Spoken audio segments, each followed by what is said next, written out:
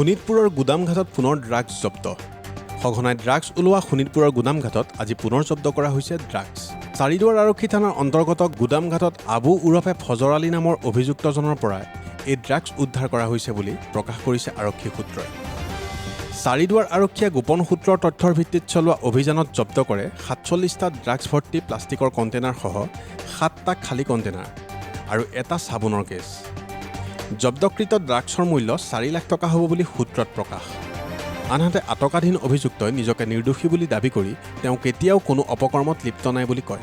আমি স্যার দাদা না জানো আমার কথা বলি আমি আমাক ফসাইছে কোনে বসাইছে কোনে ফসাইছে মানে কি কম মানুহ যদি ইমানটো ৰেকৰ্ড হয় যদি ৰেকৰ্ড দিব পাৰে ক'ৰ পৰা তোৰ ঘৰৰ পৰা পাইছে ন তোৰ বস্তুটো না বাহিৰত পাইছে বাহিৰত পাইছে কি নাম আছিল তোৰ মোৰ নাম এনে আবু বুলি চবেই চিনি পায় এনে অৰিজিনেল নাম ফজৰ আলী হয় বুজিছে মোক কোনো মানুহ নাই গুদামঘাট অঞ্চলত পিনে ইমানটো ৰেকৰ্ড নাই যদি আমি চুৰৰ কাৰণে এগেষ্ট কথা পাতো।